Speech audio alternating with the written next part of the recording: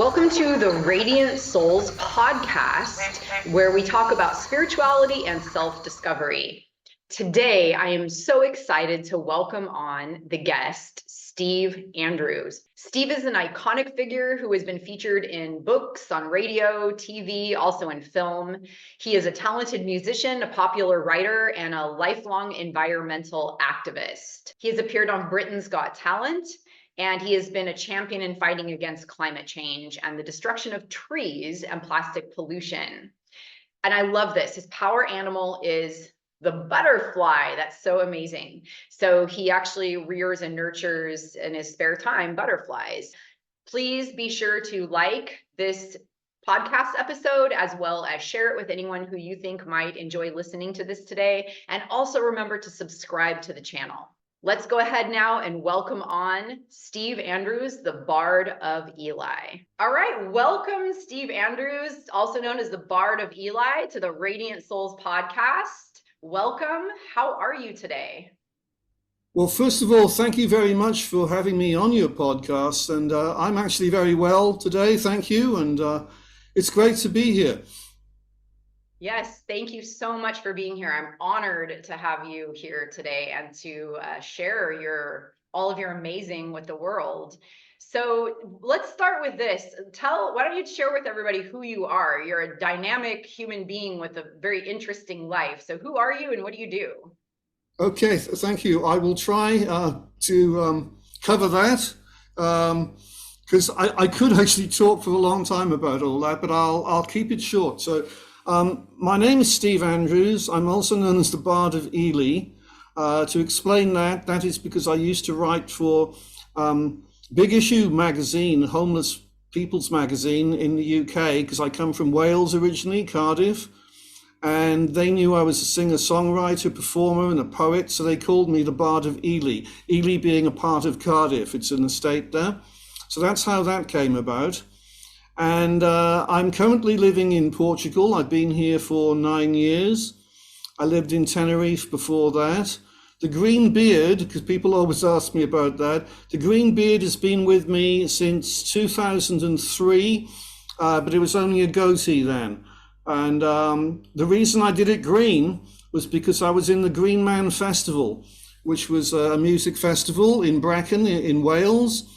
And I was an MC, and I was also a performer, singer, songwriter. So I was on and off the stage quite a bit. And I thought, you know, if I do my beard green, it's going to go with the image of the Green Man Festival. It goes with my image because I'm also a naturalist. I'm very concerned about nature.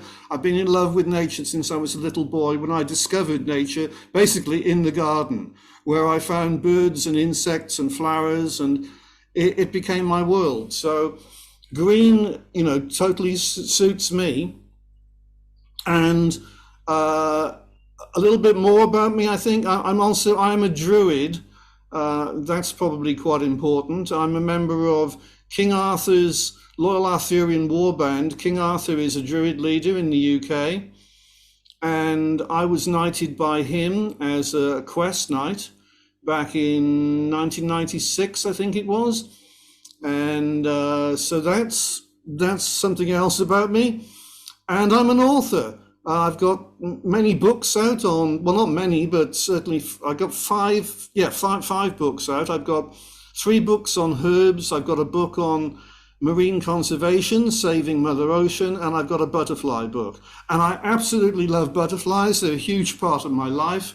I rear butterflies. I talk about butterflies. You know, as a public speaker. I've done that. I write about butterflies. I write books about them, and I sing about them. So butterflies, big part of me. And I think that'll do. I think, you know, you probably got enough there for, you know, who is Steve Andrews? Absolutely. And I love the butterfly component to who you are and what you do. And we'll come back around at the end because I believe you have a butterfly song that at the end of the podcast you can share with guests. That is, I'm excited to hear the butterfly song. But for now, let's start with the butterflies. And I'm curious, what does rearing butterflies look like? Well, this is actually important because I tell people that if you're a female butterfly, you have to find the right plants to lay your eggs on. And all the different types of butterflies, they have different plants that they need for their caterpillars.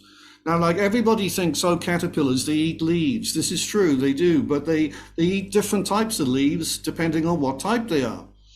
And so it's important for a female butterfly, a mother butterfly, she has to find the right plants, and she may have to fly a long way, to find that plant.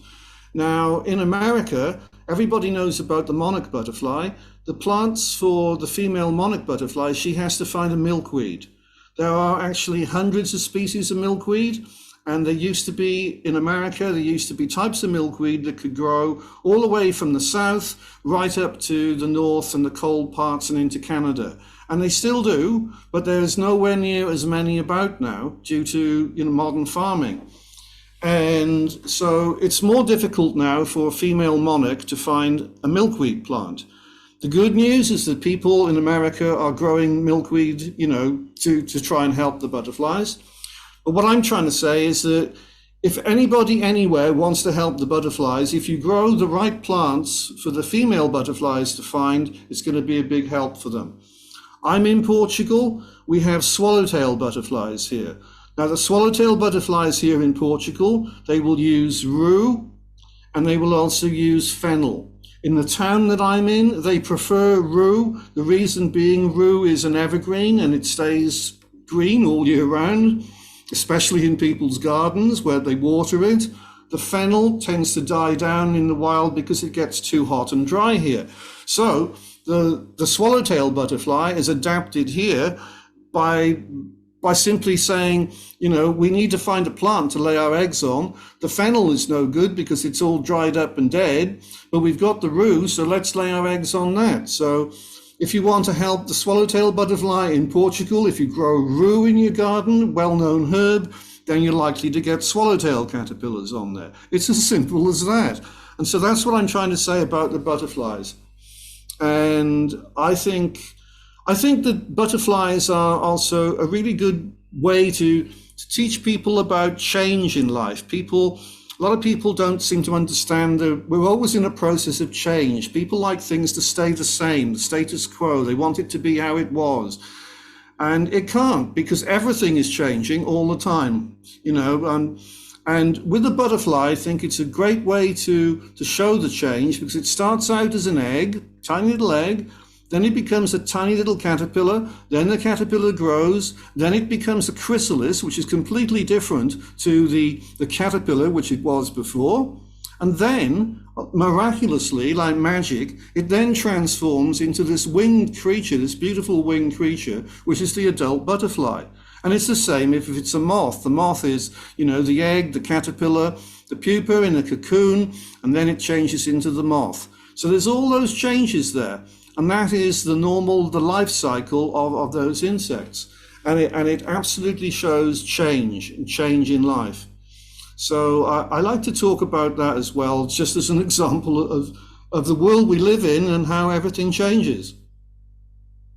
Yeah, and you answered my next question. I was going to ask you, I know that I read on your website, it says your power animal is the butterfly, and it's the symbol of transformation in general. So you answered my next question about the butterfly and the change. So with all that is kind of unfolding in the world as we go, all the changes that are happening, is there a simple message with the change that you are extracting from the butterfly, that the butterfly is communicating to you, that would be helpful for people to hear? Well, I think one thing which I kind of touched on just now, in fact, was adapting.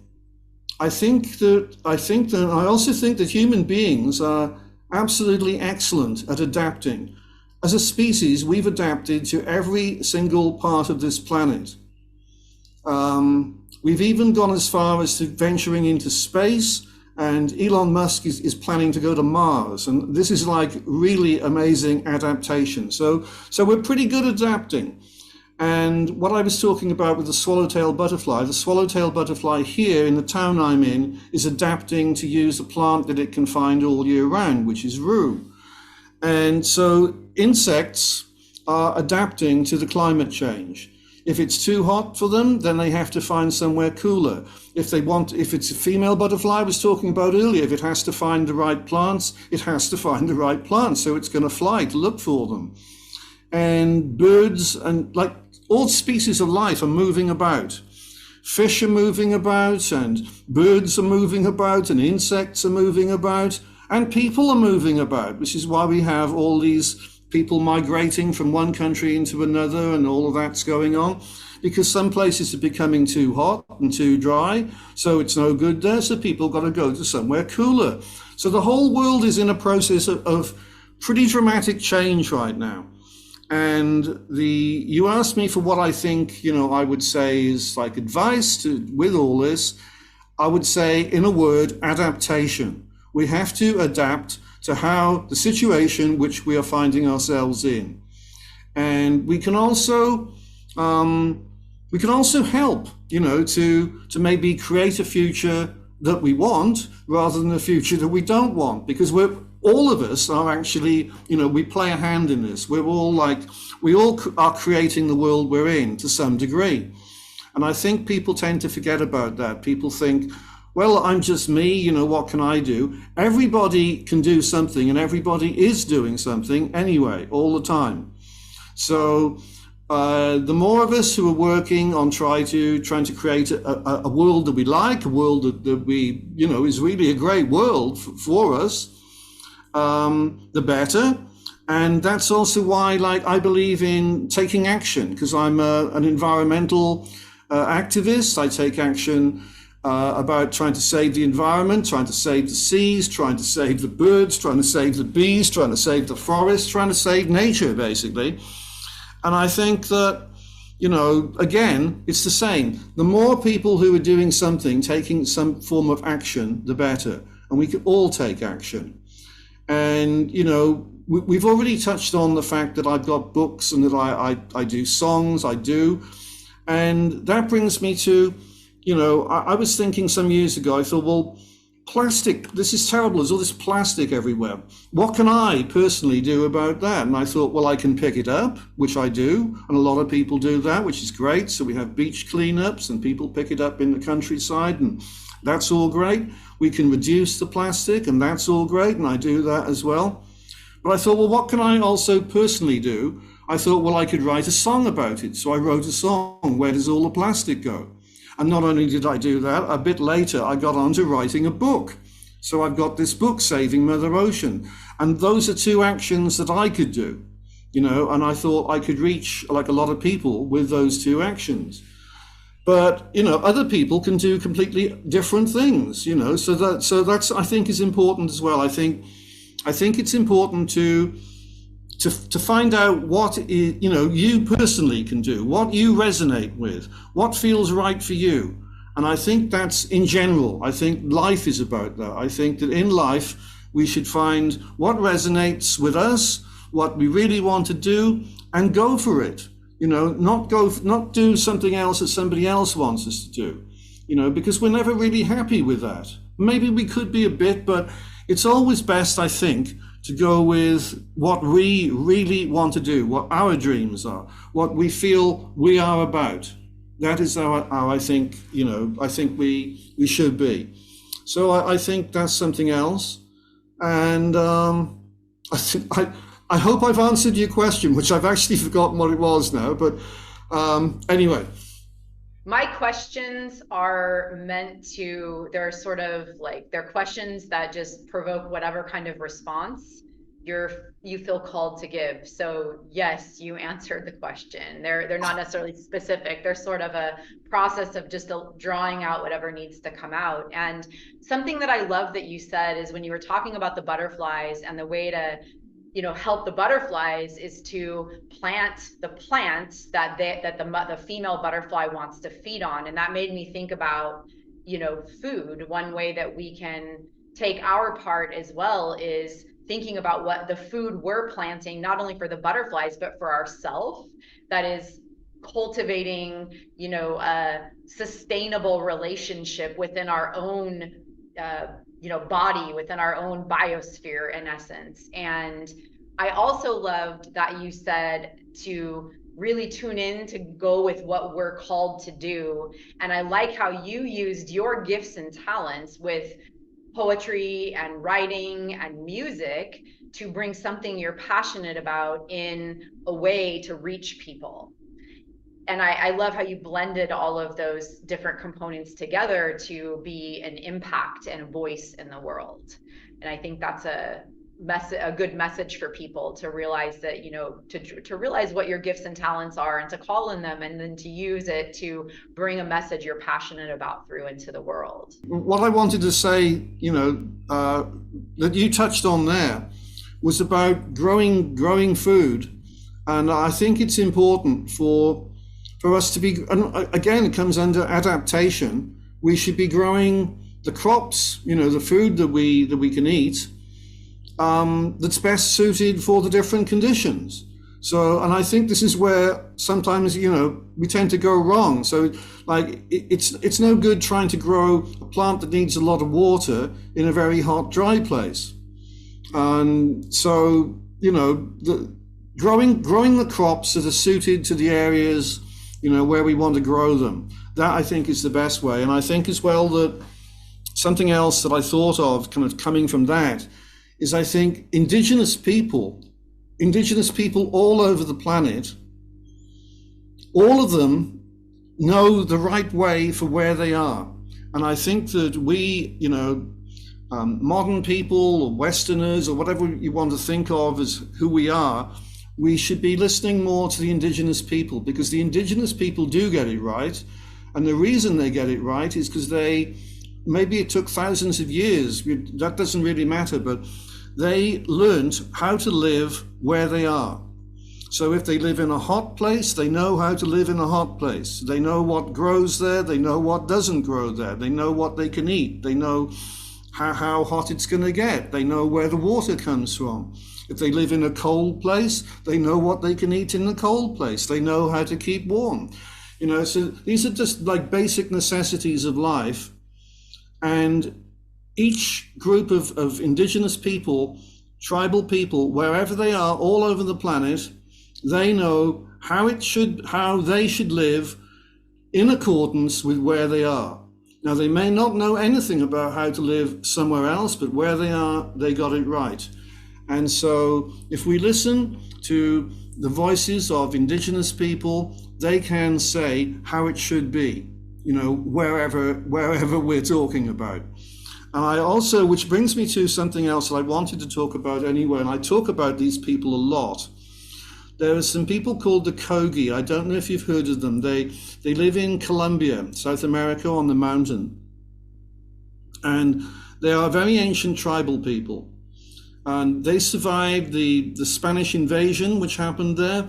They went up the mountain out of the way, and that's how they survived. So their culture was not spoilt. So it's pre-Columbian culture they have.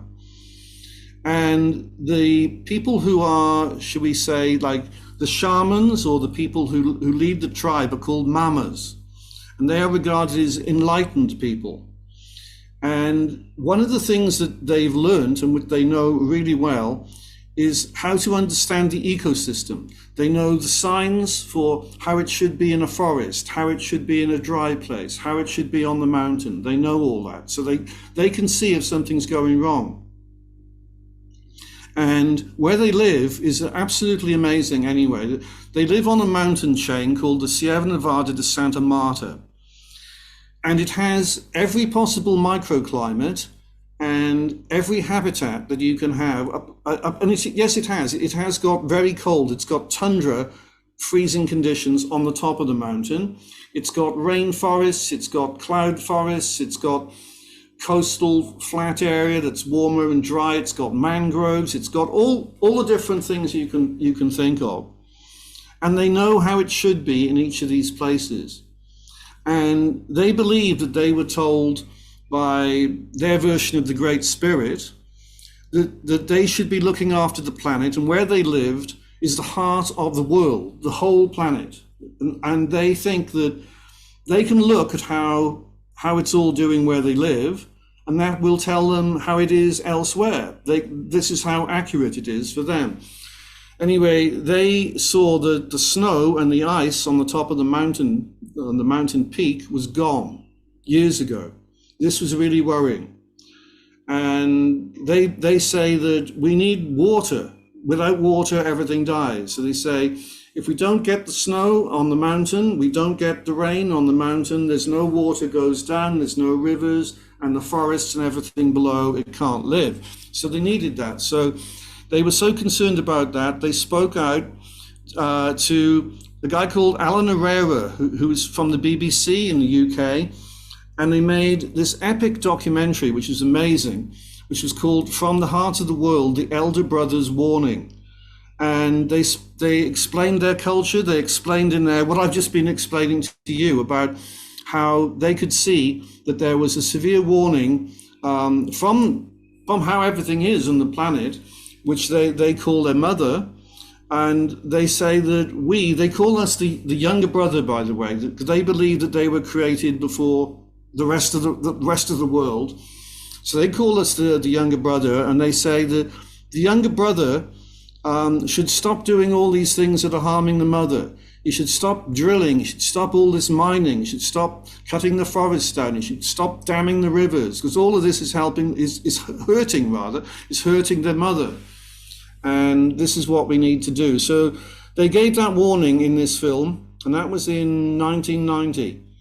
And since then, unfortunately, the younger brother has not really paid much attention to this. So younger brother is still cutting the forests down, drilling, mining, drilling in the sea now as well, deep sea mining, all this stuff. And it's having a bad effect. There are some indigenous people who I personally recommend, if you just Google the Kogi, Kogi, Kogi, and that documentary I mentioned, From the Heart of the World, it's available still online. So I wanted to talk about them. Thank you for sharing. That was an important point to make, and I am in full agreement with you that I feel that our indigenous friends are holding the ability to commune with their environment and understand how to read it and interpret it and translate it in a way that many of us have disconnected from. And that wisdom lives within our bodies as well as like the environment. It's all part and it's all the same. And I spent some time in Colombia and the jungle area, as well as in Panama, in an area in a jungle that there was a group of people living there, and we went on a hike with them. And as we hiked through the jungle, they knew every single plant, every tree, what it was used for. And me and my friend, I was amazed at how well they knew every single thing, every single plant, and what it was used for, what not to eat, what not to step on, what not to pick, when to pick this, what it's used for. And I feel like, I definitely have a lot to learn, but it was very humbling to see, because I realized that if I was out there without this guide and there was nobody else around, like I would have eaten all the wrong things, or not known what to eat. So I think this is an important adaptation. So part of like the adaptation, just kind of bringing that in, we've in our modern society allowed ourselves to disconnect from that wisdom. And it is an adaptation, but it's also like a remembering of that knowledge that actually still does live within us when we start to allow ourselves to put our fingers in the earth, our toes in the water, observe and listen. We start to learn. And so I love that you shared this example and this experience with the Kogi people as a way and a group to listen to learn from. So I think I'm in agreement with you very much about that. The seasons are so important, and like any indigenous people know what to expect according to the seasons. And so they would know what fruit was ripe in what particular season, and what flowers in what particular season, and what they could look for, because this is how they live. That they need to know, when in the year they can expect to find certain things. And what is unfortunately happened to how a lot of modern people are living is we've lost touch with the seasons, because people think, oh, well, we can go to the store. We can buy whatever we want, whenever we want from the store. And that isn't how the seasons work, you know. So that's also caused, like, you know, crops to say, you know, fruit from one country to be sent to another country, you know, put it on a plane, put it on a boat, send it elsewhere. And so, you know, what we ideally, you know, I'm not saying, you know, that this is like particularly easy to do, but I'm just saying that, like, and again, it relates to indigenous people. Indigenous people eat what grows and lives where they are. And they eat and what is available in the season where they are. They may store some food to get them through a season where that food is not available. That's fine. But they know they are connected to the seasons. They're connected to the seasonal change. And I think the more that people can come to understand the seasons and come to not expect things which are out of season. You know, so, you know, if people are growing food, if they have a garden, or if they have a farm, whatever they have, if they grow the things and eat them in the season that they're ripe, that makes sense. You know, but unfortunately, I think a lot of us, and I'm not saying I'm any different, you know, we like to eat things that, you know, maybe like if I was living in the UK, which is a colder like area, I might like to eat a tropical fruit. So I think, well, I can go to the store, I can buy an orange or a banana. And so those oranges and bananas have got to be shipped from somewhere else, for example, maybe like where I am now, Portugal, to the UK, but they don't grow naturally in the UK. And if I was an indigenous person living in the UK, in the ways that it used to be, I wouldn't have had oranges and bananas in the UK. I would have had other fruit. I would have had maybe blackberries. I would have had apples. I would have had pears. I would have had raspberries. I would have had currants. So all those fruit can live there, and they can grow there, rather. And if you were a person living naturally, which is like an indigenous way to live, you would eat the things where you are. And I think that, you know, this relates also to adaptation, which I was talking about. If people could go back more to trying to eat what grows where they are, you know, and trying to eat what is in season with where they are. And I think that would be a help, you know, but so I guess that's what I wanted to say as well. And I think it's important to understand the seasons. And I think one thing, because as I've said, like, I'm a Druid, so I followed the pagan calendar. I think it's one thing which is important about that is you learn about the seasons, you learn about the different times of year. So, for example, you have the winter solstice, and then as the year moves forward, you come to the vernal equinox, the spring equinox, which happens to be when I was born, as it happens. And then we have May, we have Beltane, which is you're starting to go into the summer then. And so then you go into the summer and you have the midsummer solstice. And it's all very seasonal. And I can tell you, like, when I lived in Wales in the UK, I used to make the point of going to Avebury Stone Circle for each of the pagan seasonal calendar days.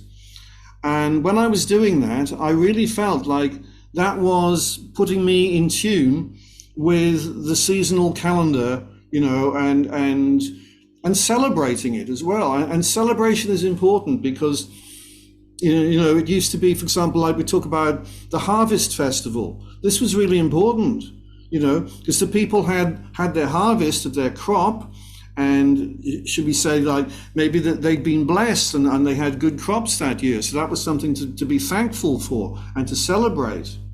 And maybe they knew that they had to keep some of that crop through the winter because they knew it was going to start to get dark and cold. And so maybe if it was like cereal, maybe they could keep that. But they also, they were grateful for what they had, and they knew what they were getting, when they were getting it, and what they could expect. And so this is like something, again, which I'm trying to say is that people have lost touch with this, and it's important. And to touch on also something I think you were talking about the foods, and the past, in most parts of the world there are edible plants, and a lot of people today don't know anything about edible plants. A lot of the edible plants, people call them weeds. They get rid of them. Like one edible plant that I can think of that happens to grow in most parts of the world is the dandelion. And people kill dandelions, They say, oh, it's a dandelion in my lawn. No, we don't want that. Oh, get rid of that, kill that. But the dandelions is a really important edible plant. It's tough, which is good for the dandelion because it happens to be able to spring back up again. But it's a wonderful plant because not only is it good for us, it's good for the bees and the pollinating insects. And so, that's one edible plant. But I could go out here where I am in Portugal, and I could go and find mustard growing. I could find various other plants quite easily that I could eat. And sow thistles, there was sow thistles here, there was mustard growing here, the dandelions growing here. And these are all plants, okay, which we can eat. And I think if people understood how many edible plants they could eat, wherever they are, okay, maybe not in a really hot desert area, but even in the hot desert areas, there are usually things, and again, the indigenous people would know, the roots may be there, or the plant may grow in the rainy season or whatever. So there's always something. There were always edible plants. And even up in the Arctic areas, again, the people up there, they have to eat meat and fish because that's all they've got to eat most of the time. But they also have some, like blueberries, which grow up there. And so they gather the berries in season. And so all of this is so important to know, what foods grow in your area and what foods are suitable for growing in your area and what you can expect in the seasons. And I think the more people who come to find out about these things, which are forgotten. I think you touched on that, stuff from the past, that if we can bring this back into the present, it's going to help.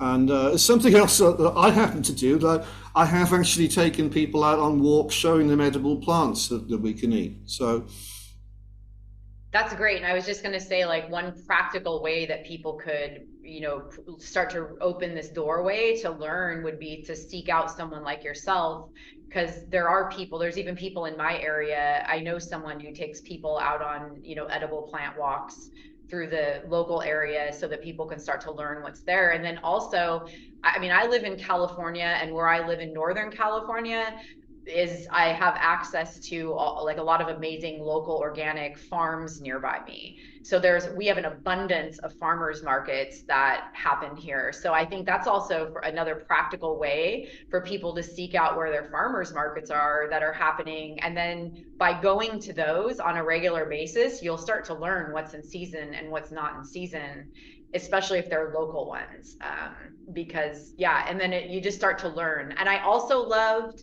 the seasonal component too, with the pagan seasons. I'm a fire performer, and over the years of doing my fire performances, I've been connected with a group here locally that does pagan seasonal events, and I've performed shows at a lot of their different events, like Beltane and different fire ceremonies that have happened. So it's, prior to me even though I was subconsciously aware of the seasons, but definitely over the years, I've done this for a long time of doing that, I started learning about them in a different way.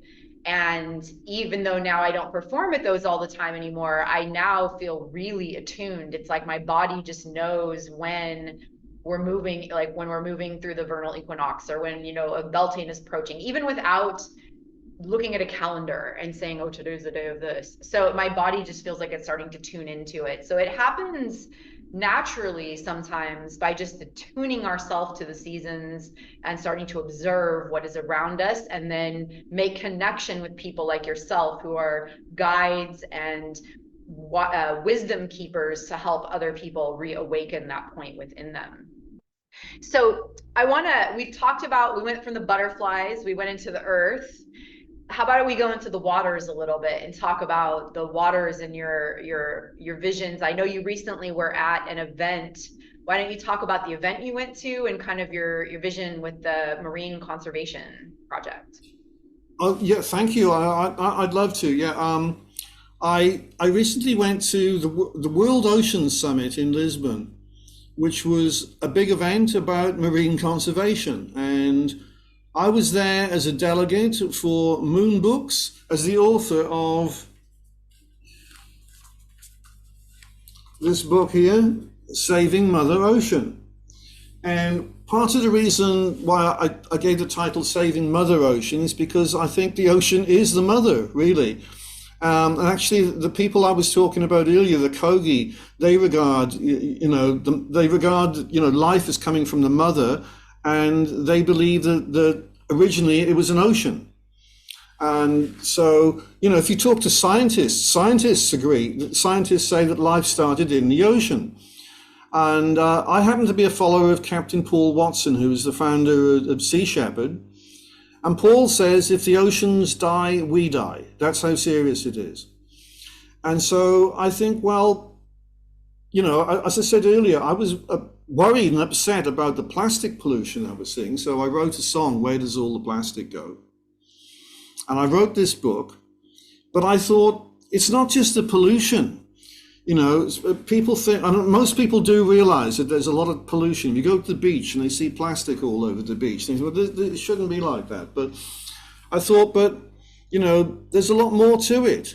And there is an awful lot more to it. There's like overfishing. And again, it's unsustainable use of the resources. Like we have this planet, we have all the ways of life for people to live and for animals to live and for everything to live here. But humans want to live in an unsustainable way. And humans tend to think, oh, we can keep taking what we want. And we can't. We can't keep taking what we want.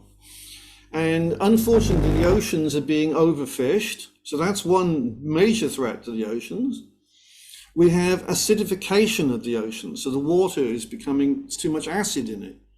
And then so that there were lots of shells which live in the oceans where they should live, and that they need lime, calcium, to make the shells. And the shells are not forming so well. And then you have this is really sad. This is terrible. The hermit crab is a little creature, and its body has to go inside a shell.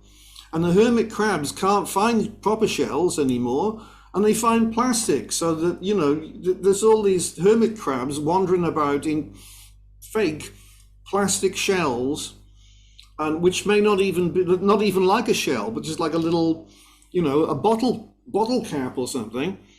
And also the hermit crabs are dying, not only because of that problem with that, which is not directly killing them, but because some of them find a plastic container, and they climb in the plastic container, and then they can't get out of the plastic container, and then they die. And what happens then is other hermit crabs can smell the dead hermit crab in the plastic container, and they think, oh, if we go to find a dead hermit crab, we can have their shell, because we need shells, because we haven't got proper shells anymore. So then they go in the container, then they can't get out either. So you end up now with plastic containers with lots of dead and dying hermit crabs in, which I think is absolutely appalling. Just in itself, that's one thing.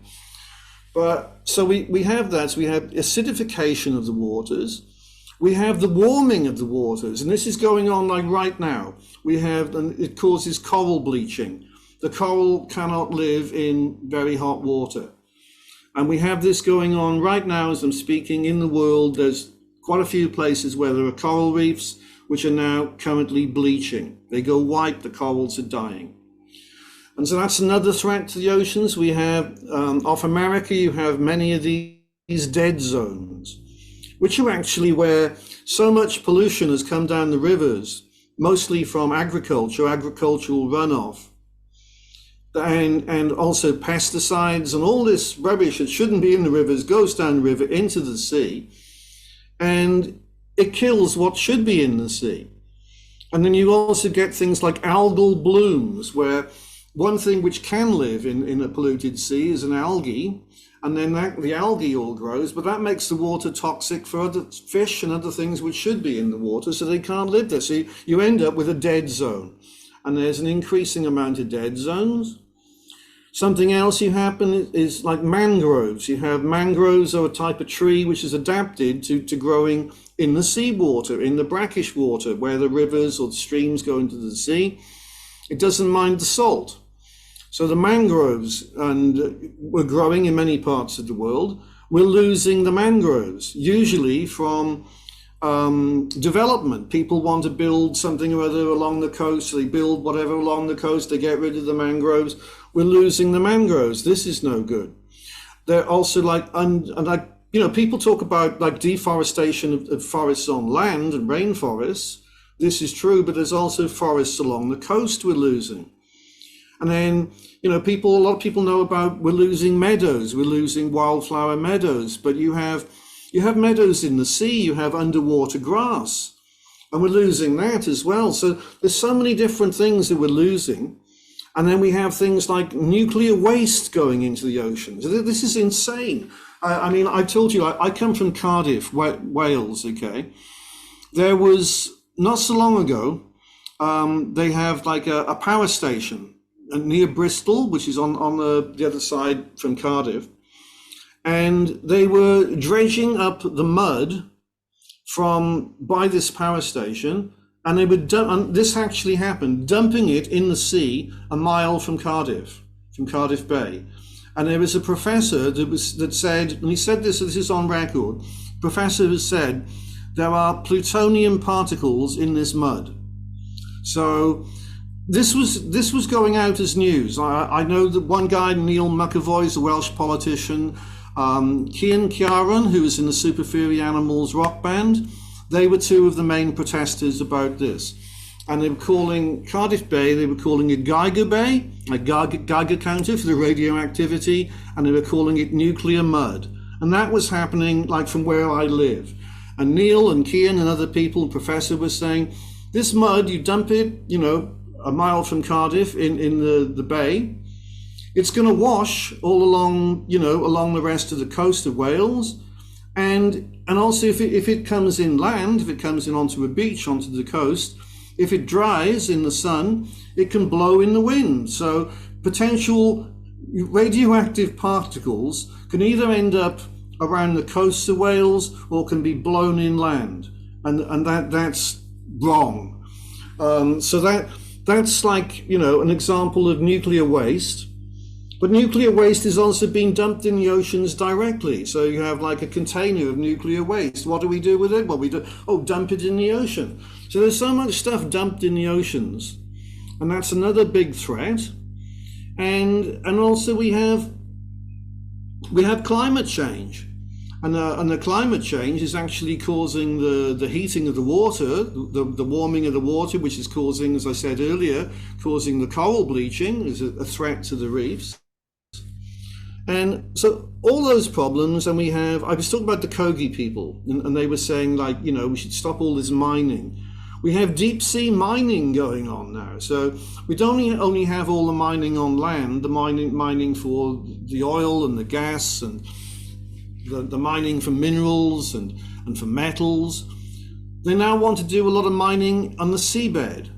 So this is going on. And so it's like that indigenous people like the Kogi can say, can you, younger brother, can you all stop all this mining? It's too much mining. Instead of saying, yes, so we'll quit all the mining, they're doing even more mining now. It's well, let's do some mining in the seabed. And all of this it's unsustainable. It doesn't fit with indigenous people because no indigenous people do anything like this. They don't do these mining and all these other destructive ways. They don't do that. And so that all these different threats to the oceans. So I wanted to write my book about that. And I had this idea, actually, when I wrote, and I'm just going to show you. This book Italian, and this is great because the guy, well, you can see his name there, Filippo Solibello. He contacted me on Skype in 2018, which was when I got my song, Where Does All the Plastic Go, out. And he said he was writing a book and could he'd like to include me in it. And I said, that's great, please do. And he's given me like a 4-page chapter in there, okay, in this book. And what happened, and I told him, was I said, well, I've not only got this song, but I've got this idea. I've got this idea for like a huge rock concert. I said, we've had like the Band-Aid song, we've had the Live Aid concerts. I think we should have some kind of like an Ocean Aid concert, a marine conservation concert, And he thought this was a great idea, and he said, Steve, do you mind if I put this to my media contacts in Italy? I said, no, you put it out to your media contacts. I said, it doesn't matter where this happens. And this is important as well when I say it doesn't matter where it happens, because I think the ocean doesn't belong to anybody. The ocean, we all share this ocean. The ocean is the mother, yeah? And so what's happening to the ocean is of importance to people all around the planet. And so I don't care, and it doesn't matter to me at all, if somebody would say, let's organize a big rock concert in Australia, or in America, or in Canada, or in Portugal, or in the UK, or it doesn't matter where it is, but I think we should have a big rock concert. And I thought more about it, and I thought, we've got some big name stars that speak out about the ocean. They haven't, and I do think I'm the only person with a song about plastic pollution. I think I'm leading the way with that. But there are like some very big name stars that have spoken out about the ocean, and they do also back Captain Paul Watson, who I mentioned. The band Coldplay, if you go to their website, you will actually find on their website a statement by them saying that they support Captain Paul Watson. So there's Coldplay, massive. So Mick Jagger, the Rolling Stones, he has supported Sea Shepherd when Captain Paul was with Sea Shepherd. Somebody else, Bryan Adams, massive name in rock music. Bryan Adams supports Captain Paul Watson. He's actually on Captain Paul Watson Foundation's site as an ambassador for Captain Paul Watson. So I've just given you three big names there. Also Steven Tyler. There's somewhere on the internet, there's a YouTube interview with Steven Tyler talking about why he supports Sea Shepherd and about the marine pollution. So there's no shortage of massive names in rock music that could be got in, to do such a concert. So I've been trying to push that idea. And I was at the World Ocean Summit, as I say, recently in Lisbon. And this was like really exciting for me. I wanted to see Sylvia Earle speak.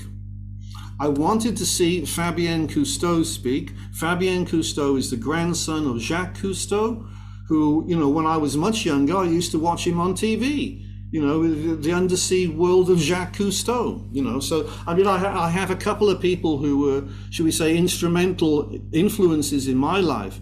The one is Sir David Attenborough. I used to watch him when I was a boy. And I used to watch Jacques Cousteau. And so I meet Fabien Cousteau. Well, I just said, I did actually get to meet him, which was great. I wanted to see Sylvia, I wanted to see Fabien, I saw them, and I got to meet them, and I got to meet them both. And I'd also been to the World Ocean Summit, not this year, but last year, and I managed to meet Sylvia very early, not very early, but very briefly, and I gave her a copy of my book, Saving Mother Ocean. Anyway, this time I got to meet her. She remembered who I was. She looked at my book. She knew what I was talking about. I told her again about my idea for the rock concert. She said, yes, she thinks this is a great idea. So, I get Sylvia's approval. I was talking to Fabien about this, and he thinks it's a great idea as well. And what he was talking about in his speech was he was saying, that we need to get the message over, not to you lot out there. We don't need to preach to the converted. We need to get the message of conserving the oceans and saving the planet as such to the general people. We need to get this to people who are working, and they do the job, they come home at the end of the day, and they're not thinking about saving the ocean. We need to reach people. We need to reach as many people as possible. And he said one way of doing this is storytelling, getting something over to people. So when I said to him, I said, Fabian, well, I've got this idea for like a rock concert, and I'm thinking like big name rock stars. Most people like rock music. They like pop music. People, even if they don't like it, they still know who these people are. So it's going to get, it's going to get attention. It's going to raise awareness. It's going to get a message over. So he said, yes, Steve, so he was behind this as well. So I got photos of me with Sylvia and with Fabian. So I was really excited to meet them. And I also, at one point, I had tried to get like my own spot on stage as a guest speaker. I didn't get that. I nearly got that. I was on the reserve speakers list. If there was any cancellations, they would have had me. There weren't any cancellations, but what happened was there was one of the big sessions with a panel of speakers and a lot of people there, but they came to like the questions section, and I put my hand up and the microphone came to me. And I said who I am. I said, I'm a singer-songwriter and author. I come from Wales. I'm the author of Saving Mother Ocean. I held that up. And I said, I got a song about plastic pollution. Where does all the plastic go? And I said, I'd just like to sing you the chorus. And I haven't got a guitar or anything, so I just sing it. So I sang the chorus of Where Does All the Plastic Go? Where does all the plastic go? Into the sea, into the sea. How does it get there? Who threw it away? Was it you or was it me? And there was a round of applause from everybody in the audience and from the panel on the stage. And by then, I was projected on the stage on the monitor. And then I talked about my idea for a rock concert, a marine conservation rock concert. And then one of the panel said, all right, Steve, well, what is your question? So I said, my question. I said, my question is, I said, the one item of plastic pollution, which I see all the time, horrifies me. I said, cigarette butts.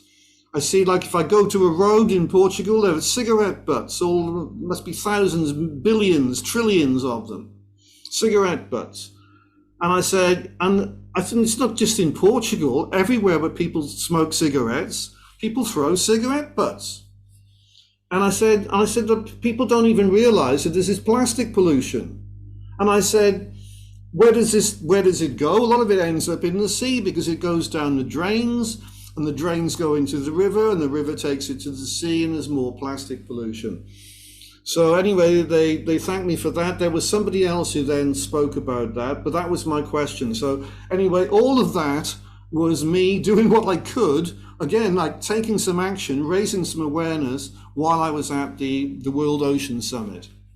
Yes, I love that you're putting energy into this, and I love your ability to get in front of audiences. And in fact, that's how I met you, was in the Conscious Business Accelerator, and they called you up for coaching, and you immediately started talking about this. And I thought, wow, this person's really interesting. So I went to your website and then reached out to you.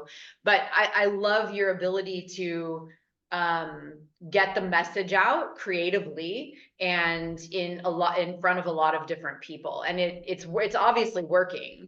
So what then, you have the approval for the concert. What do you feel needs to happen next? Like, what's the next step? What happens? Right. Thank you for actually just jogging my memory on that, because that was amazing as well. And, and Matt actually invited me on, and I was talking to Matt live and about all this. And Matt said that, he gave like 100% support to what I was doing. And actually he mentioned something I was talking about earlier about dead zones. If you remember, he was talking about Sarasota and his father and how it's all dead there due to the algal blooms.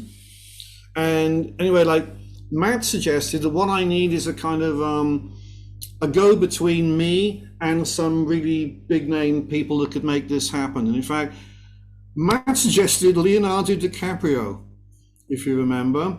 And I think I probably said, yeah, Leonardo, that'd be great. So what Matt suggested, like Greenpeace would be a good way. So there is actually somebody, one of the people who was at the Conscious Business Accelerator, who has actually put my ideas over to Greenpeace. And also I'm just thinking about Captain Paul Watson knows about all this. Captain Paul Watson has endorsed my book. I mentioned earlier, like my birthday was on the vernal equinox, the first the first of Aries and the 21st of March. Captain Paul sent me a birthday card this year, so he knows what I'm trying to do, and I think it's going to happen. But it's not that easy just to get somebody big, including a big organization like Greenpeace, to say, hey, yeah, let's do this. But I've been working on it, and I'm confident it's going to happen. And I just think it's going to happen, and I just got to keep on it. And I think that was something else that they were saying on the Conscious Business Accelerator about consistency, yeah. And so I'm consistent in taking action, and I don't quit. And I think I'm going to get there. Yeah, I definitely think you will get there as well. And actually, just so if anybody is seeing this podcast that is, feeling moved by what you're saying, or maybe it happens to come across the eyes of a, music or an event producer that thinks like, wow, I want to do this. Let me get in touch with you. I'd like to bring your website up and just share, and I'll add links into the podcast so that it'll go to your website so people can access you and get in touch with you that way. But may I go ahead and share your website? Please do, yeah. Okay, so yeah, and you can tell me anywhere on here that you would like me to go look at, but I thought your website was fantastic. Like there's so much on here with the photos and the books that you're talking about. You have them listed on here. Good. Oh, that's an important book as well. Herbs of the Sun, Moon, and Planets. Yeah, and I on the cover, these are dragon trees, which is something that I end up talking about a lot. What is a dragon tree? The dragon tree, well, that's a dragon tree, but the reason the dragon tree is on the cover of this book and why it's in this book is that it's a herb of Mars. And the reason it's a herb of Mars is because Mars was thought of as the god of war, and the ancient herbalists, they used to have a look at the characteristics of a herb and the characteristics of a deity. So the god of war, they'd want something violent, something aggressive about the plant. The dragon tree, as you can see here, it's got spiky leaves like a sword or like a lance. And if you cut it, it bleeds a red resin, which they call dragon's blood. And blood is associated with war, and so and also even the berries of the dragon tree, they're red as well. So you've got all these different characteristics. So the dragon tree was thought to be a herb of Mars. And there's other herbs I've got in there. In this book, I'm just taking you through some examples of herbs and the associations that they would have had according to the characteristics. So I talk about herbs of the moon in there, and a good example being the water lily. And the water lily was like associated with the moon because it's got a round leaf like a full moon, and a water lily grows on water. And water is associated with the moon because the moon rules the tides. And so there were so many different ways of looking at like why a herbalist would have thought why a particular herb was under that particular ruling. So that's what I'm looking at in my book. But a little bit more about the dragon trees is that I discovered them when I think did I mention I lived in Tenerife for a while. Mm-hmm. And when I first went to Tenerife, I was in the city of Santa Cruz with my friend Priscilla. And there was this huge tree in front of me. I'm looking at it, I was like, wow, what is that? And Chris said, it's a dragon tree, Steve. We call it Drago. I thought, it's just amazing. And that was my introduction to dragon trees. So, it was like very exciting for me when I first went to Tenerife, because there were things I'd never seen before, like dragon trees. And because I'm a naturalist, it's like you can take me anywhere and I'm going to find, species of life. I'm going to find plants and animals and insects and birds and, living things, which are going to be fascinating for me. And there were so many things in Tenerife, and I lived there 9 years, and I used to write for the newspapers over there about nature, and dragon trees became like a part of my life in a way, because I lived in a place called Playa San Marcos, which is near a city called Ico de los Vinos. And there is a massive, massive dragon tree there, and it's called the Drago Millenario, the 1,000-year-old dragon tree. And it's got its own park, the Parque del Drago. And again, it was like a moment in time, a moment of meaning for me, that when I first went there, I saw this huge dragon tree, this like huge kind of umbrella head, and it's got this weird trunk with all kind of shapes in the trunk and roots coming down from the branches, and I'm just like, oh wow, look at that. Something really magical and something really impressive and something powerful about a dragon tree. The dragon's blood, you can get a dragon's blood incense, which is used in Martian rituals. Which brings me to something else about the dragon trees. Another thing about the dragon tree, and you can even see it doing it here, is that it's like a pioneer plant. So it'll grow in really rough, stony, barren, dry, hot ground. It's okay there. So it's a tree that's not afraid. It's like, yeah, we got some rocky ground here. Well, that's okay. Let's move in there. So it's got, so many different things about it that are kind of on that Martian vibe. Thank you for sharing about the dragon tree. That's very interesting. I didn't know about this tree, and I'm always excited to learn more. And I love this book sounds very interesting. I might go get your book, because I think it sounds like a very informative and interesting book. This is a very cute picture, by the way. Thank you so much. And I said this actually needs updating this side, but this exists. I have written a book called Nature Boy, but I haven't found a publisher for it yet. So I'm still looking for a publisher. And that picture there, that is a typical example of me as a child. As I said, I told you, that I discovered nature when I was a child, and everything in nature to me was amazing. So, we're talking about magic. I discovered the magic of nature when I was a child. And I also discovered not to be afraid of nature, which is why, for example, here you can see I'm holding a frog. And and I also learned, this is really important, really important.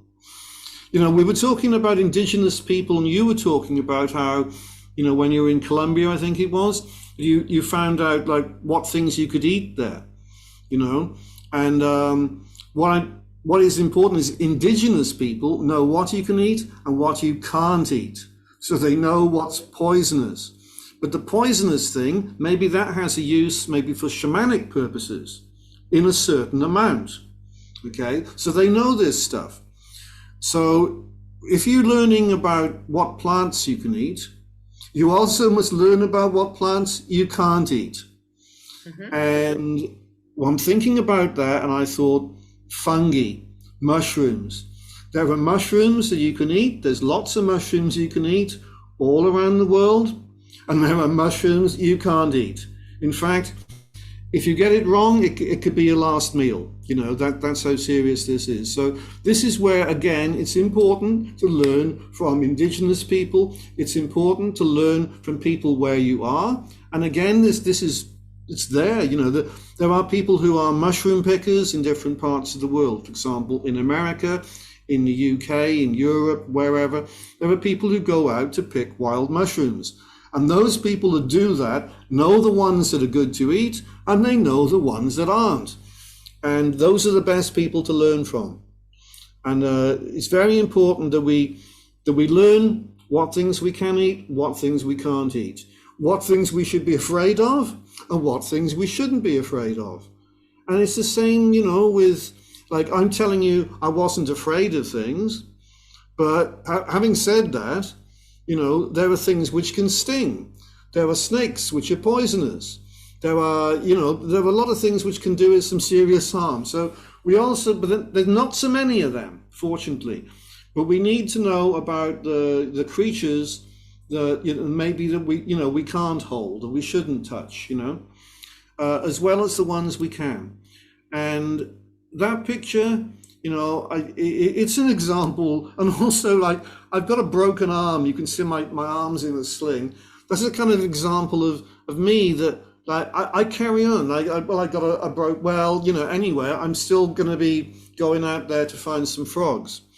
And on the subject of frogs, I'm a member of Save the Frogs. It's a charitable organization which was founded in America by Dr. Kerry Krieger. And they're so important to me. So I think you said, like, the butterfly. The butterfly is my totem animal. I could say what the frog is as well, because the frogs are a massive part of my life. They have been, as you can see, since my childhood. And part of the reason there, I was talking about, like, butterflies and the change, with a frog, you see the frog spawn in the jelly, then you see the tadpole, and then the tadpole changes into a little frog and is so different, so there's all that change going on, like the butterfly, egg, caterpillar, chrysalis, butterfly, you've got egg in the spawn, tadpole, froglet, and all change, all magic, transformation. Yeah. Is there anywhere else on your website you'd like me to click on or go to anything else you'd like to share on your website?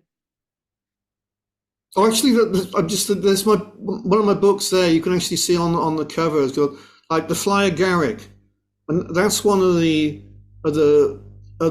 mushrooms that, okay, has hallucinogenic purposes. It's used for shamanic purposes. Okay. And, yeah, definitely on the mushrooms. I think on a lot of plants and herbs, it's important to definitely learn and really understand what they are. And I think some of them can even sometimes mimic ones that are safe, and the not safe version can look very similar. So I think it's really good to learn and to make sure, especially on the mushrooms, not to just go randomly exploring and eating mushrooms. Well, I'm just said, like, these are some of my songs. Yeah, there's my song, Where Does All the Plastic Go, which I've already mentioned. Okay, yeah, so I love that you even have your music here on your website, and also, yeah, I love it. There's so much here, and this is the Bard of Ely. I realized I was saying that wrong. The Bard of Ely.org is the website, and I will link that below. Yeah, okay. I just spotted something there, though. I just wanted to mention. So, Britain's Got Talent. I was on Britain's Got Talent in 2017. Yeah. What did you play a song on Britain's Got Talent, or? Yeah, I played Stand By Me, and I was actually really excited. I thought, this is going to be, this is going to be great. It's going to be my big break now. And what happened was, I had somebody that was communicating with me by email, and she said to me, Steve, Britain's Got Talent want you to do Stand By Me. And she said, Steve, we're also briefing the audience that they can go and stand by you, because I asked the audience to come and stand by me, right? So I thought, oh, this is they're making it easy for me. They're going to brief the audience that they can come and stand by me. Wonderful. And the judges are going to be told that they can come and stand by me. So I thought, this is going to work. When I was just about to go on the main stage, the people backstage knew about all this, and they're saying, Steve, when you go on, make sure, using that terminology, make sure you invite the audience up row by row. I thought, all right, yeah, I'll do that. So when I got on, this is my big chance, I said something like, I'd like to invite you all up to come and stand by me. And if you could all come up row by row. At this point, Simon Cowell freaks out completely. And he says, well, can we just get on with the song? And he hit his buzzer.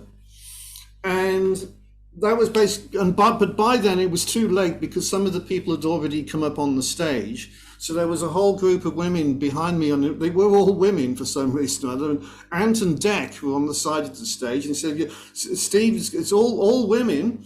And they were all women. Anyway, they're all up on the stage. As Simon says, you can all go back to your seats now. And so everybody had to get off the stage, and that was the end of it. And what was also was just like, it was just ridiculous because Amanda Holden, who was one of the judges, Amanda was enjoying what I was doing. So she was waving her arms about like this, she's smiling and waving her arms about. As soon as Simon hit his buzzer and go, all this, David Williams, one of the judges, he hit his buzzer. Alicia, the other judge, she hit her buzzer, and she reached over and she hit Amanda's buzzer as well. And so in the comments that came about after all this, there were people saying how unfair it was. Alicia shouldn't have done that, and Simon was unfair. And I actually think that Simon was playing the role that he's expected to play. Like, Simon's known as being the bad guy, and so Simon was being the bad guy, But it was very exciting, and I was on there. I did Stand By Me, and I had this green beard. Like, I'm definitely interested about you being knighted. I think that sounds like a fascinating topic, but I would love for you just to share whatever you feel called to talk about. You know what? That's great, because I was just thinking then, it was almost like a telepathy then. I was thinking like maybe I should be talking about King Arthur, and this is King Arthur. There is a guy that you've just seen a picture of him on the cover of a book, who his name is King Arthur Uther Pendragon. This is official. His name wasn't always that. His name used to be John Rothwell, but he changed his name by deed polls. This is all official. He's now King Arthur Uther Pendragon. He's a Druid leader. And he stands for the ancient virtues of truth, honor, and justice. He is known as an eco-warrior because he's actually been in many protest camps, to where there's been road building or forest destruction or whatever in the UK. And he's saying that there was this prophecy that King Arthur and his knights would return in the time of greatest need. And he's saying, this is the time of greatest need. I've returned, and I stand for truth, honor, and justice, and I'm trying to protect the land. And I came across him, I suppose, in about 1995, 96, somewhere around there. And I thought, this resonates with me. I can go with this. So I got knighted as a quest knight of the Loyal Arthurian Warband, which is a Druid order. And I remember saying to Arthur that, like, I can see life as a quest, and I can see quests within quests. And, like, a lot of the time we're trying to do something, or we're looking for something, or we want something. And all of these things, they're all like little quests.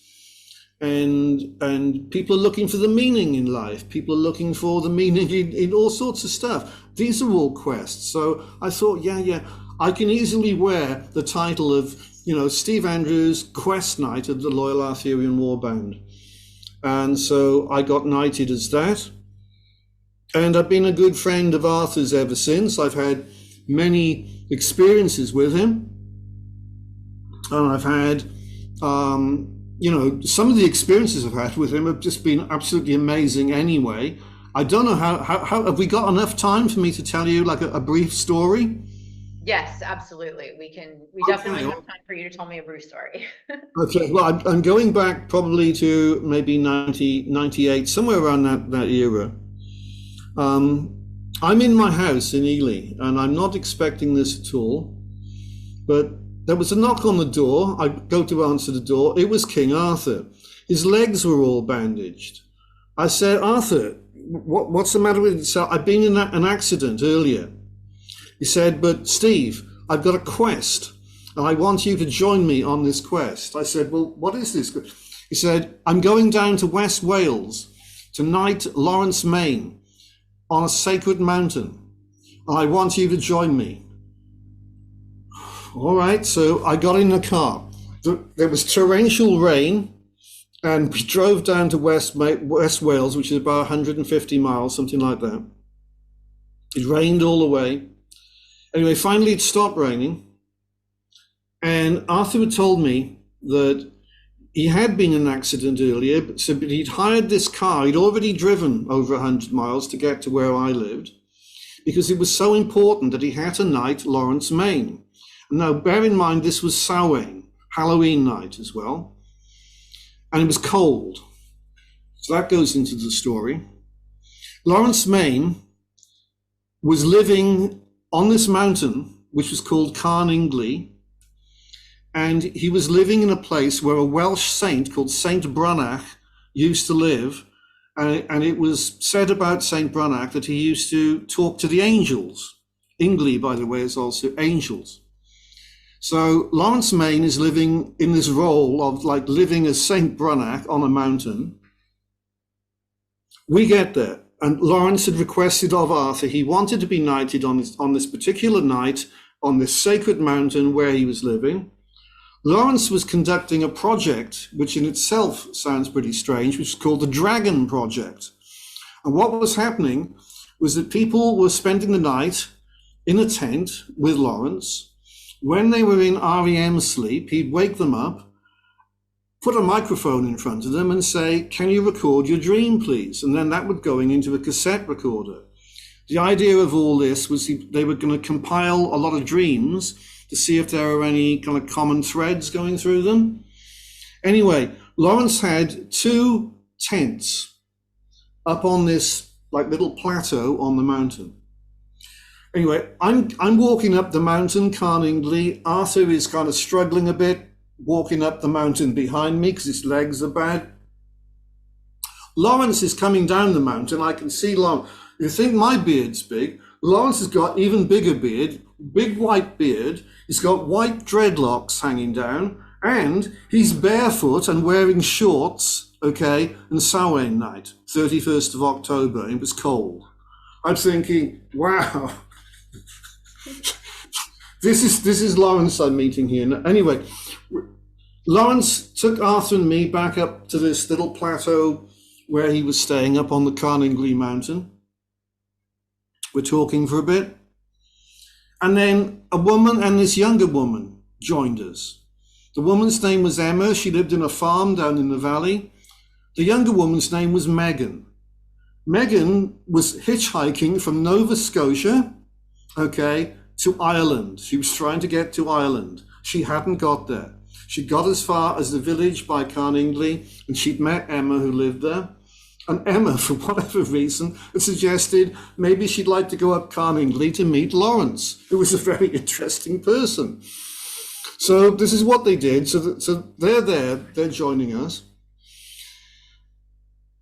I am explaining who I am. I'm Steve Andrews, the Bard of Ely from Cardiff, a quest knight, loyal Arthur. This is King Arthur. Anyway, it's starting to get seriously cold. It's dark.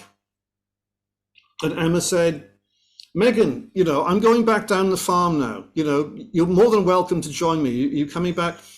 And Megan said, is it all right if I stay here? Yeah, Lawrence and Arthur and me said, well, if you want. And like Emma couldn't really stop her. So yeah, all right. So then anyway, we then had the knighting ceremony. So Lawrence was knighted by King Arthur, who has a sword, Excalibur. And then it was decided I was going to be the dreamer. And there were 2 tents, one of which Arthur said, the second tent, because he put out a message to the angels. Megan was going to go in the tent with Arthur. We go in the tents. We say good night. We get in the tents. I'm in the tent. It's dark. It's cold.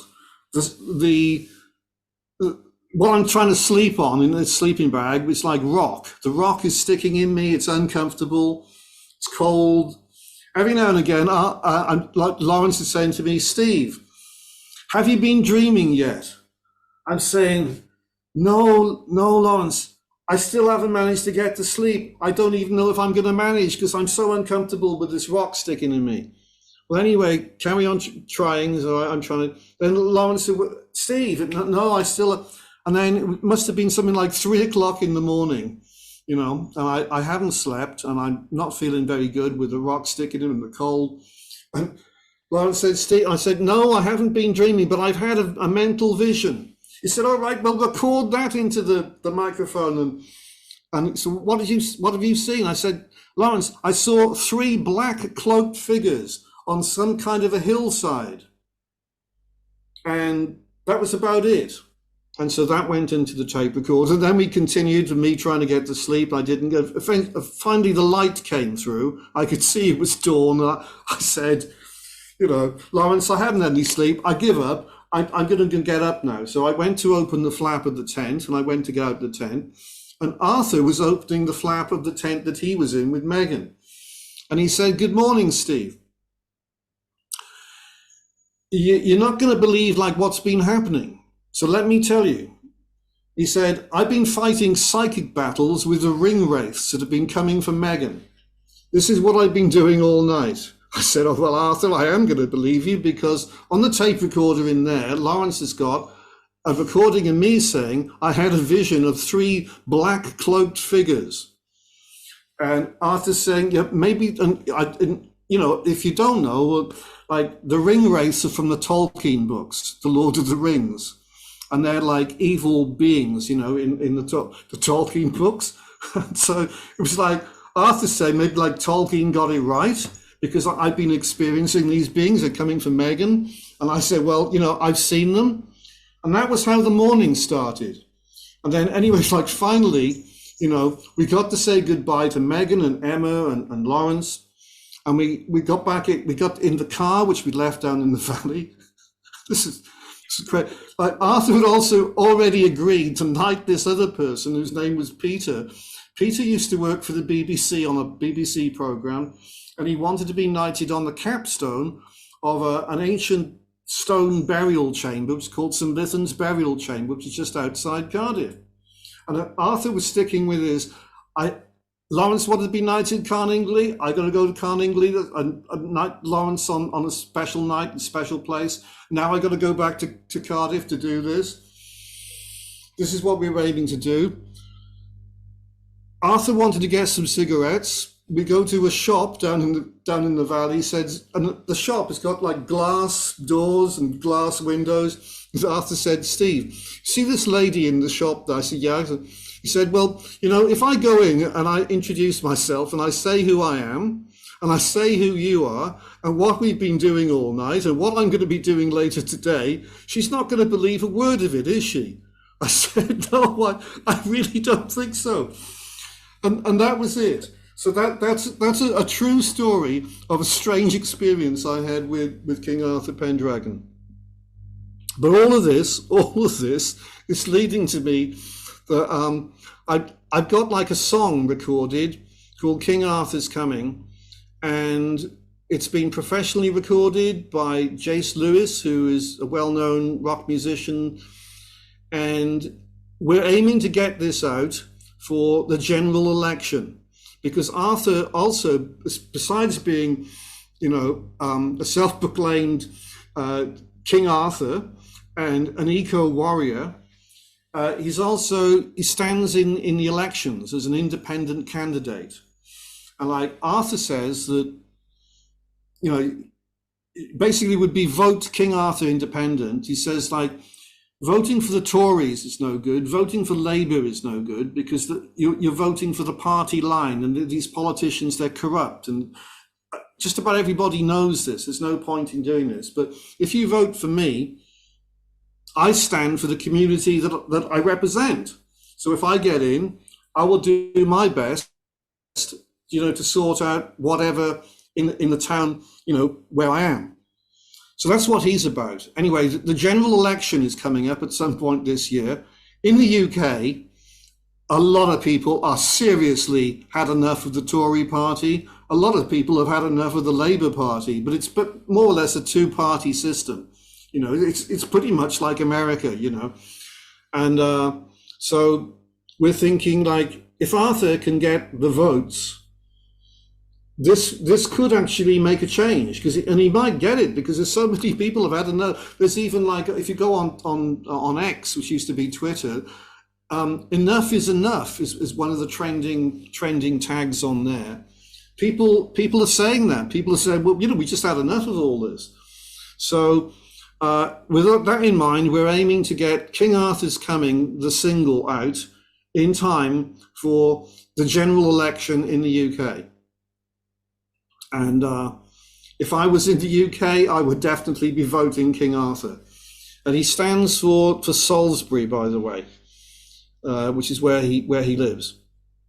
Yeah, so I think that's that's probably enough about my experiences with King Arthur, who King Arthur is, and a little bit about my song King Arthur's Coming. Yeah, I love the story. That was great. I just the visuals all the way through, and just I could really feel the experience that you were having, and I love it. And I love, that having like those kind of experience in life where we can reflect back on and look, knowing that we've been on quests, like quests within quests, and they become stories in our life, are just so important. So it's like being in a place of making stories in our life and being able to, like, share and express them. So yeah, thank you so much for sharing that. You're very welcome. And I just want to add to what you've just said, that I can see life as a story, and I can see stories within stories. And I could say all of us are storytellers, and we are all in stories. We're in the stories which we are creating. We're in other people's stories because other people are seeing us as they think we are, which we often are not. So we're characters in stories. We are making our own ideas of who we are, and all of this stuff is all going on all the time anyway. So we're living in stories, and like I said as well, like Fabien Cousteau said that storytelling, he thinks, is important, and indeed it is. I totally agree.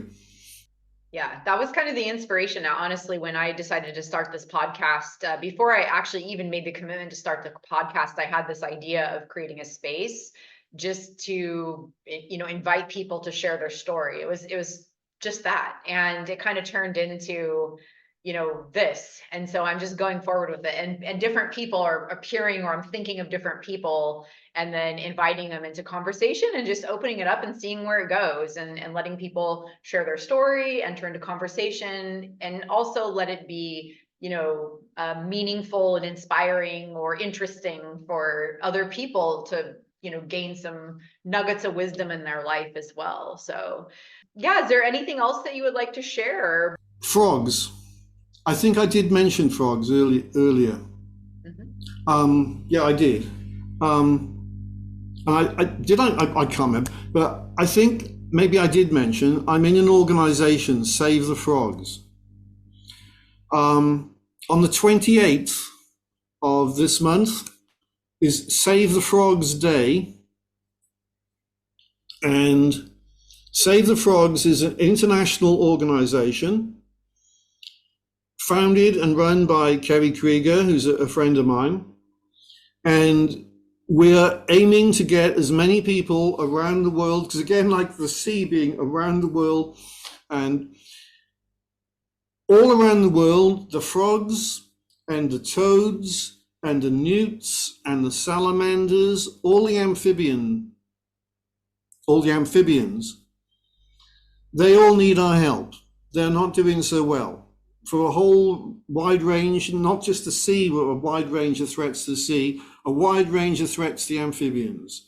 They've got the habitat destruction, they've got the pesticides, they've got the pollution, they've got invasive species, and even this doesn't work because maybe you get an invasive species which can eat the amphibians where the invasive species has moved into.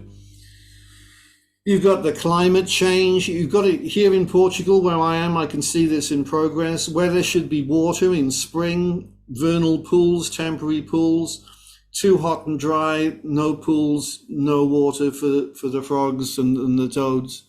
This year it's been good, there is water, but last year not. So many things which are against the amphibians right now. Also a terrible disease called chytrid disease, spreading all around the world. So there's all these threats to the frogs and the toads and the newts and the salamanders. So Kerry's organization, Save the Frogs, is calling upon people, calling upon all of us to try, if we want to come forward and help the frogs, to please do so. And there's, again, many ways that we can do this, Like one way, if you've got a garden, you can have a pond in your garden, a pool, for the frogs and the toads and the newts and the salamanders.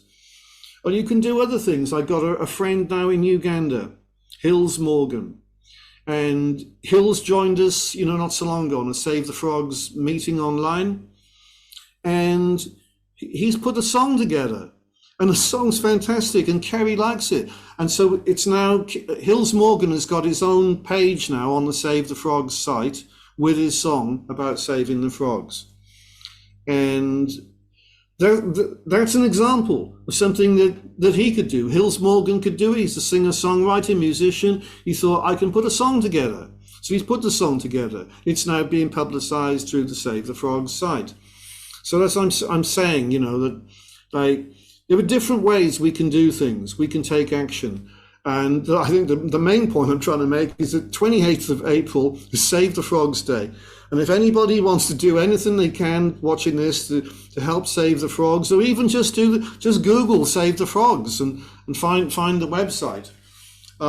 There's so much, so much to learn about the frogs and about the toads and the newts and the salamanders.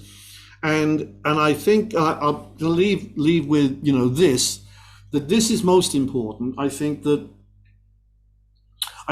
all the other animals and all the other plants and all the birds and all the fish and all the amphibians and all the reptiles and all the invertebrates and all of the other living things we share the planet with. This is so important, I know there are like indigenous people from America who regard the other living things as their relatives. And indeed they are. They're our relatives. We're not separate. We are nature, they are nature, and this is their home as much as it's our home. And so I think we need to think about that as well. I think we should be thinking about this planet is not only our home, it's home for all the other animals and the plants and everything that lives here. And I think that's my closing kind of comment. And I just see now you have a cat there. Yes, my cat has been enjoying your conversation. He can get a little wild, so I have to kind of keep an eye on him. But like his name is Magic. 4 cats here. One came on. This laptop is on like a little table I got here. One of my cats came over and he was on the table here. I thought he was going to get in the way. He didn't. I think he thought Steve's talking now. I better clear off for a while. So he's gone. But I've got I saw his head a little bit pop in. I got another cat that lives here. Her name is Mum, and she's a formerly feral cat. She doesn't like people. She only likes me. And she often, like if I'm doing a podcast, she often comes and she sits on my lap, so you can often see, and she'll stay there. But yeah, so I'm very much a crazy cat man. Like people talk about, the crazy cat woman. Like I'm the crazy cat man. I got 4 cats. There's another cat. He's a Manx cat. He hasn't got any tail. He comes here. Another cat. I'm calling him Tommy. Manx cat and Tommy were street cats, but they've kind of moved in. So sometimes they're all here. So right now they're not all here because those 2 are out somewhere, and Cuddly's gone. Cuddly is the one that you saw. He's somewhere, and Mum is somewhere. But yeah, okay. Love cats. We're talking about my total animal. Is it a butterfly? Is it a frog? Is it a cat? I don't know. Like I said, they're all living things that share the planet. So Yeah, and yeah, I love that. And I love how we kind of move. We started with like the butterfly being like the symbol of change and talking about how, how important that is to really pay attention to that and what can be done to like plant flowers or herbs that actually attract the butterflies to help save and create an environment for the female butterflies, then kind of moved into the earth.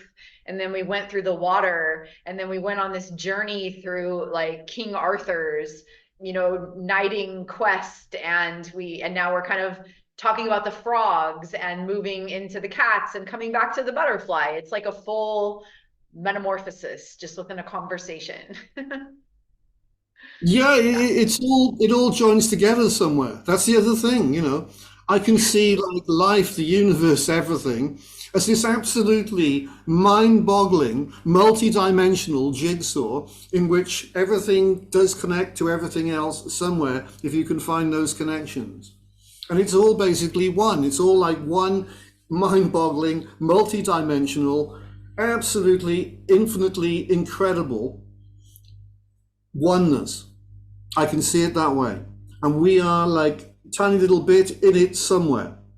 But it is possible for us to be connecting with any other bits of it. It's just amazing, all of it. Yeah, absolutely. And what you said was so profound. Like if you can just find the connection points, because it is all one, right? It's all one. And if you find the connection point, when going into the connection point, then you realize, oh, it is all one. So it's like the doorway in to that simple realization. So would you like to share the butterfly song to finish this out? I would love to share my butterfly song. So Yay! let me also, before I share my butterfly song, I'm going to tell you a couple of things about the butterfly song. The one is that in the second verse of this butterfly song, I sing, "They called me the Bugman on the news one time. They called me the Bugman on the news one time. They called me the Bugman on the news. A hissing cockroach on my head got plenty of views." And this is actually based on something which really happened. Many years ago, when I lived in Cardiff in South Wales, I was in the South Wales Echo, and they were doing a story on me keeping exotic insects. And this guy came to my house, a photographer, reporter. He said, "Steve, can you put one of those Madagascan hissing cockroaches on your head?" I said, "Yeah, okay." So I put a cockroach on my head. And he took the photo of me with this Madagascan, big Madagascan hissing cockroach on my head. And he took that photo and that went out. And then the article said, "Bugman Steve Andrews loves to come eye to eye with the insect world."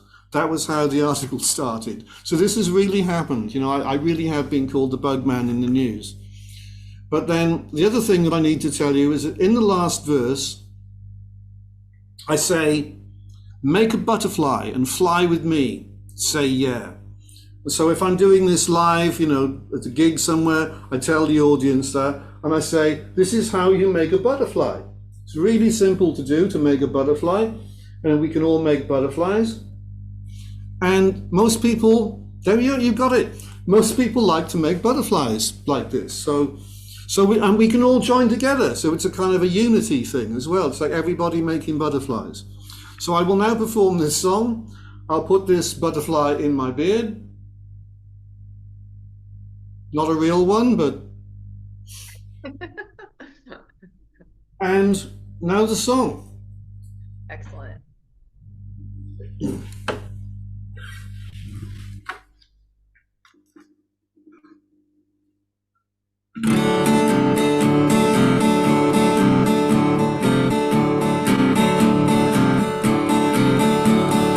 I had a butterfly in my beard. Oh yeah. Oh yeah, I had a butterfly in my beard. Oh yeah, oh yeah, I had a butterfly in my beard. It looked pretty strange, it looked pretty weird.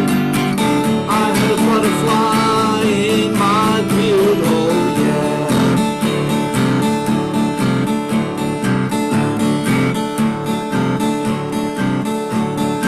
Called me the Bugman on the news one time.